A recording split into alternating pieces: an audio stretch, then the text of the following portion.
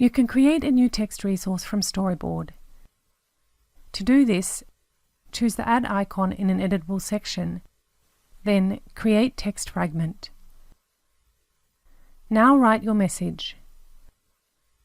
You can add formatting, like bold, bulleted lists, and hyperlinks to web pages.